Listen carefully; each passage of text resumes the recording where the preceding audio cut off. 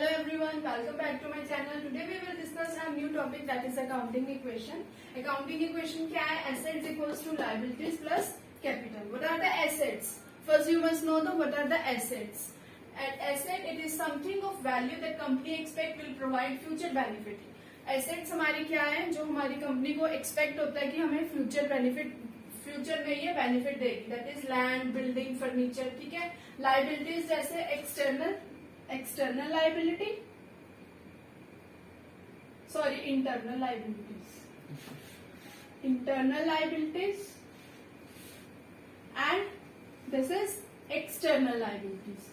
The combination of both these internal and external liability is equal to the assets. Now, what are the liabilities?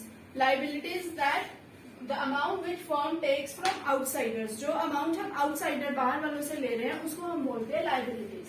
जैसे एक firm ने purchase करी है goods उधार पे A से, ठीक है, तो वो अमाउंट जो A के लिए है वो लाइबिलिटी ट्रीट होगी. नेक्स्ट है कैपिटल. कैपिटल क्या होती है? जो अमाउंट हम इन्वेस्ट करते हैं अपने बिजनेस को चलाने के लिए, ठीक है, उसको हम बोलते हैं कैपिटल. मेन जो हमारा अकाउंटिंग इक्वेशन में मेन जो हमारे रोल है इन्हीं तीन के है कि एसेट्स, लाइबिलिटीज एंड कैपिटल. ठीक. Asset equals to liabilities plus capital. जो हमारी लेफ्ट हैंड साइड है that must be equal to the right hand side. ठीक है.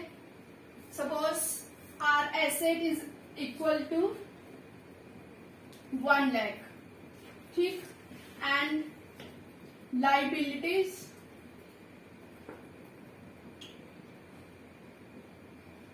हमारी लाइबिलिटी है सपोज 60,000. तो what should be our capital? हमारी कैपिटल कितनी होगी? 40,000. Then only it will be equal to the 1 lakh. ठीक है. अगर हमारी लाइबिलिटी प्लस कैपिटल जो इक्वल होगी किसके? एसेट्स के. ठीक. या अगर हमने लाइबिलिटीज फाइंड आउट करनी हो तो लाइबिलिटी का फॉर्मूला होता है एसेट माइनस कैपिटल. अगर हमने कैपिटल फाइंड आउट करनी है, capital is equal to assets minus liabilities. ठीक है. तो ये था हमारा बेसिक जो टर्म्स जो आपको पहले क्लियर होनी चाहिए. ठीक. अब नेक्स्ट हम आगे डिस्कस करेंगे ट्रांजेक्शन्स और उनके इफेक्ट्स.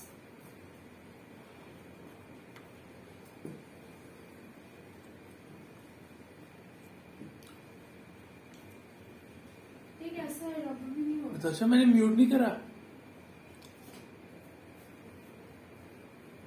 सच्ची में नहीं करा तुमने? Now we will discuss effect of transactions. अब वन बाय वन हम ट्रांजेक्शन को डिस्कस करेंगे. पहले हम डिस्कस करेंगे फॉर्मेट. फॉर्मेट कैसे होता है? Assets equals to liabilities plus capital. मैंने आपको पहले भी बताया. ठीक.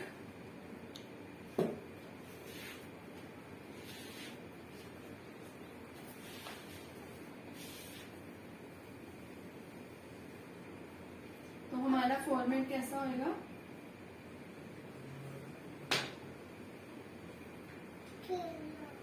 यहाँ पे हमारे पर्टिकुलर्स, यहाँ assets and equals to liabilities plus capital. ठीक. एक लाइन हम यहाँ पे इसलिए छोड़ देंगे जो हमारे एसेट्स होंगे, लाइबिलिटीज होंगी, उनकी हेडिंग मेंशन करने के लिए. Let's start with the first entry. Ram started business with cash ₹50,000. ठीक. राम ने अपना बिजनेस स्टार्ट करा कैश विद 50,000. अगर उसने अपना बिजनेस स्टार्ट करा तो naturally he will invest his money some in the business. ठीक है. जिससे हमारा कैश भी इंक्रीज होएगा. ठीक है. और हमारी कैपिटल भी इंक्रीज होएगी. मैंने बताया आपको पहले भी कैपिटल क्या होती है हमारी, जो हम अपने अमाउंट इन्वेस्ट करते हैं अपने बिजनेस में. तो हमारी अब हमारा कैश जो है वो भी इंक्रीज होएगा विद ₹50,000 और हमारी कैपिटल भी इंक्रीज होएगी विथ 50,000. हमारी लाइबिलिटी कुछ भी नहीं है तो we will write only 0. Then what will be the total assets और लाइबिलिटीज। अब चेक कीजिए हमारे इक्वल आ रहे हैं, 50,000 is assets and 50,000 is liabilities.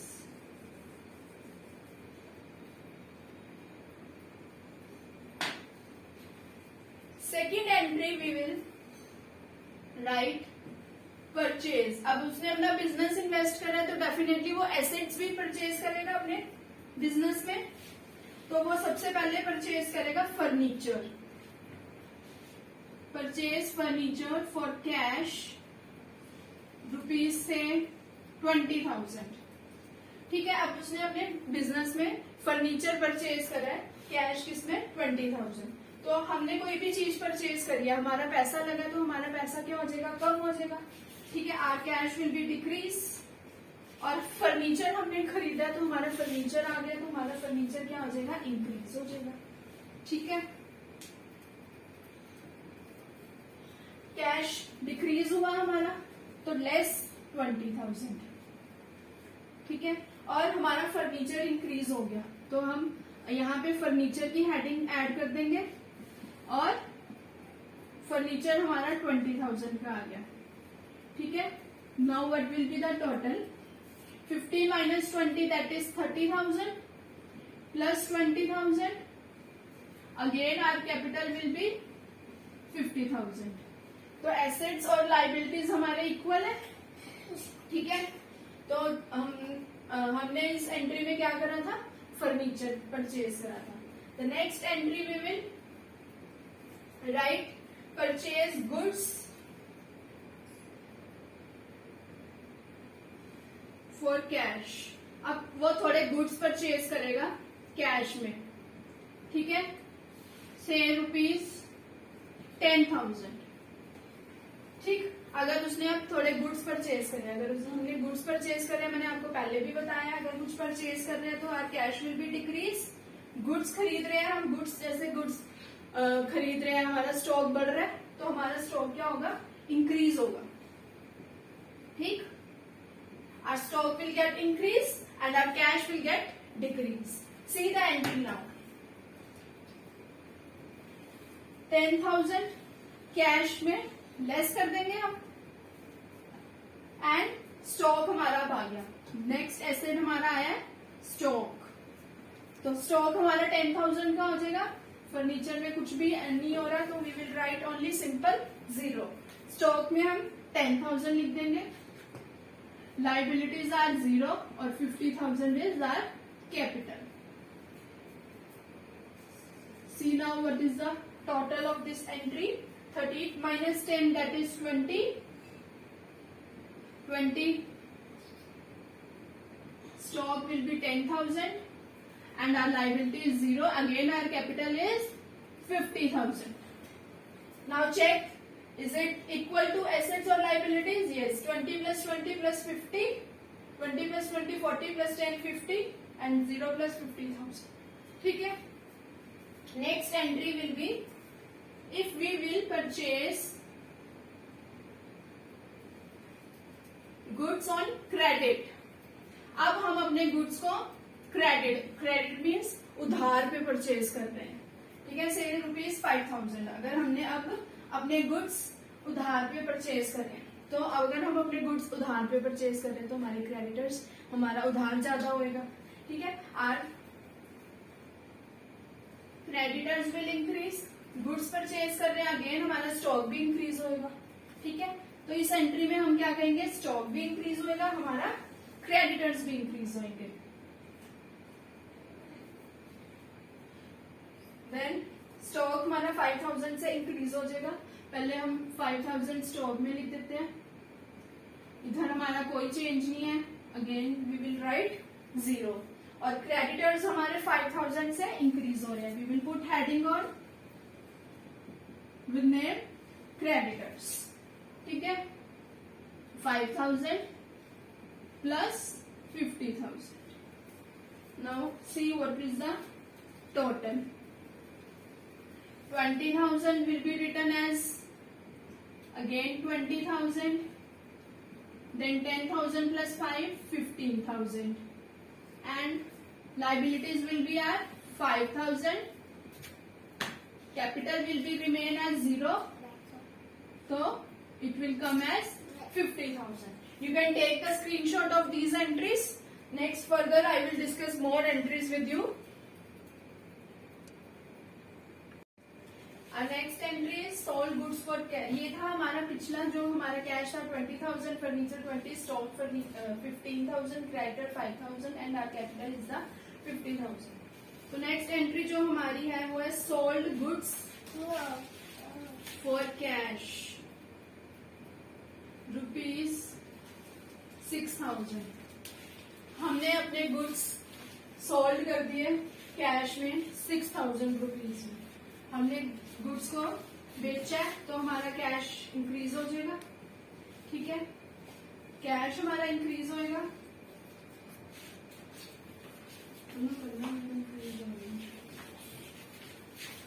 दोबारा से नेक्स्ट एंट्री है हमारी सोल्ड गुड्स फॉर कैश. हमने अपनी गुड्स बेचे हैं कैश में रुपीज से 6,000. अगर हमने अपनी गुड्स को कैश में सोल्ड करा है तो हमारे पहले तो कैश इंक्रीज हो जाएगा. गुड्स हमने बेच दिया, अपना स्टॉक हमने खाली करा है तो हमारा स्टॉक क्या हो जाएगा, कम हो जाएगा. ठीक है, और अगर हमारा कैश इंक्रीज होएगा, स्टॉक हमारा डिक्रीज होएगा तो कैपिटल विल ऑल्सो. कैपिटल में क्या है हमेशा याद रखना, whatever will our incomes और आर गेन्स, एक्सपेंसेस और लॉसेस. जितने भी हमारी इनकम्स होंगी, जितने भी हमारे प्रॉफिट्स होंगे और जितने भी हमारे एक्सपेंसेस होंगे और लॉसेस होंगे, जो हमारी इनकम होंगी या प्रॉफिट्स होंगे, that will be add to the capital. Capital में ये ऐड हो जाएंगी. ठीक है, प्लस होंगी.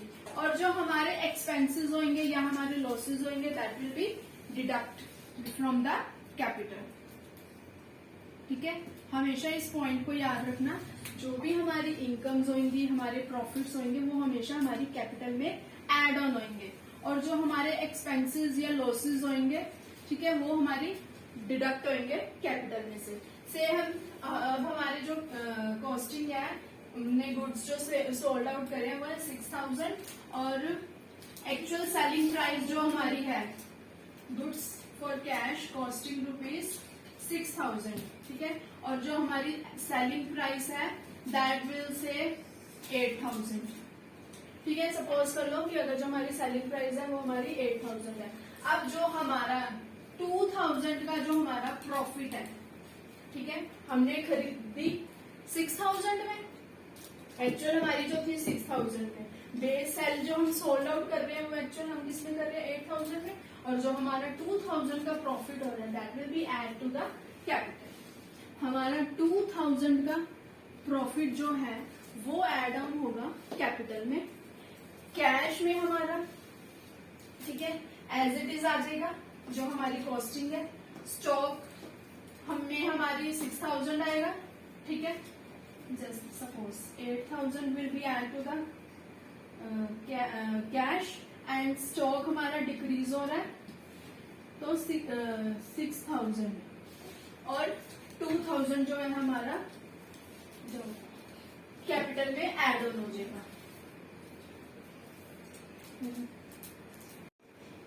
28,000 plus 20,000, furniture will be 20,000, stock 15 minus 6,000 that will be 9,000, creditor will remain same 5,000, capital में add on हो जाएगी 52,000. ठीक है, तो हमारे जो assets है that should be equal to the liabilities. Next जो हमारी एंट्रीज है, एंट्री है वो है सोल्ड गुड्स ऑन क्रेडिट. अब हमने अपने गुड्स को सोल्ड करा क्रेडिट पे, उधार पे हमने अपने गुड्स को सोल्ड करा. जैसे हमने, ठीक है, अब हमने अपने गुड्स को क्या कर दिया, क्रेडिट पे बेच दिया, उधार पे बेच दिया. जैसे पहले हमने परचेज करे थे, परचेज पे मैंने आपको बताया था हमारे क्रेडिटर्स इंक्रीज होते हैं. अब अगर हम सोल्ड करेंगे तो हमारे डेटर्स विल इंक्रीज, हमारे डेटर्स इंक्रीज होंगे.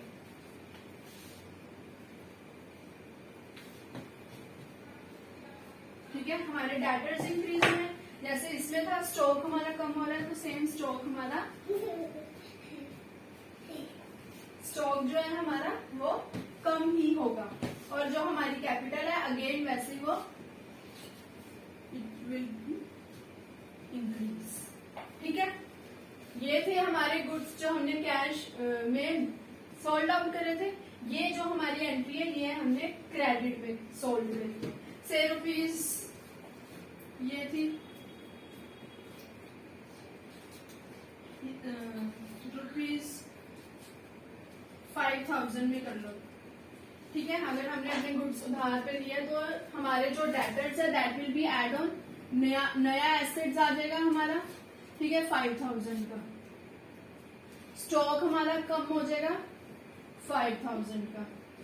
ठीक है, other things will remain same, that will 0, we will write down 0, again 0। Cash में हमारा नहीं आ रहा कोई भी change, because we have sold out on credit. ठीक है, कैपिटल में भी मैंने आपको बताया अगेन कि हमारा जो प्रॉफिट या लॉस जो भी होगा वो हमारा कैपिटल में एड ऑन हो जाएगा। से 5000, ठीक है,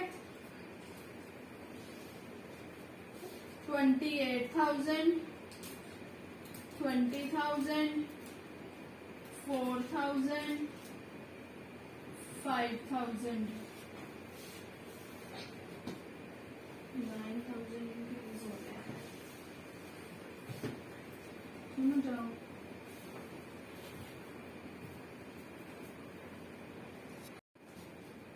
नेक्स्ट जो हमारी एंट्री है वो है सोल्ड गुड्स ऑन क्रेडिट। अब हम गुड्स को क्रेडिट पे सोल्ड कर रहे हैं, जैसे मैंने आपको पहले बताया था, अगर हम गुड्स को परचेज कर रहे हैं क्रेडिट पे तो हमारे क्रेडिटर्स इंक्रीज होंगे। अगर हम अपने गुड्स क्रेडिट पे सोल्ड कर रहे हैं तो हमारे इस सिचुएशन में हमारे डेटर्स इंक्रीज होंगे। ठीक है, हमारे डेटर्स इंक्रीज होंगे, debtors will increase, our stock will decrease and capital increase. अगर हमने अपने गुड्स को सोल्ड आउट करा है कॉस्टिंग रुपीज 5000 और जो हमारी सेलिंग प्राइस है वो 8000 है, तो हमारी सब पहले डेटर्स हमारे इंक्रीज हो जाएंगे 8000 में। ठीक है, स्टॉक हमारा कम हो जाएगा, दैट विल बी 5000। 5000 हम डिडक्ट कर देंगे और जो रिमेनिंग हमारा प्रॉफिट है, मैंने आपको पहले भी बताया कैपिटल में ऐड होएगा, वो हमारा रिमेनिंग प्रॉफिट 8000 माइनस 5000, प्रॉफिट हमारा 3000 है, that will be add to the capital. तो जो हमारी लास्ट और फाइनल इक्वेशन है that will be the 28,000 plus 20,000 plus 4,000 plus 8,000 and 5,000 plus 55,000। तो ये जो हमारी फाइनल इक्वेशन है ये थी।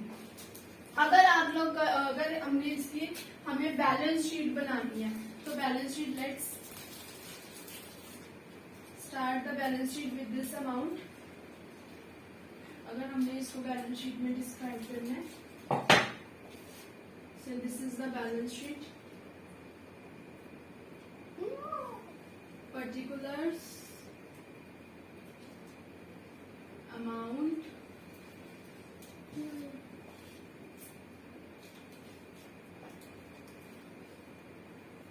liabilities, amount, assets and amount। पहले हम अपने सारे एसेट्स रिकॉर्ड कर लेंगे। एसेट सबसे पहले हमारा कैश है, दैट विल 28,000। देन फर्नीचर है हमारा, वो है 20,000। हमारे स्टॉक है 4,000। ठीक है, इसके बाद हमारे डेटर्स हैं,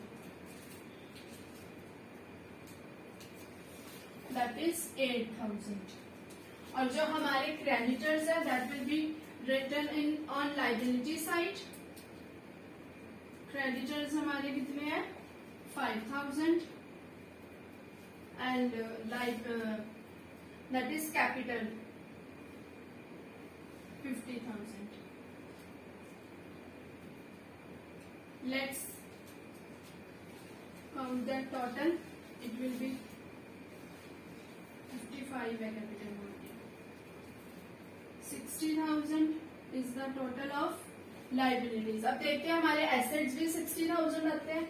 28 plus 20 that is 48,000. 48 plus 4 52. 52 plus 8 that is 60,000. तो अब हमारे assets और liabilities equal हो रहे हैं शो. ठीक है, this is the balance sheet of this question.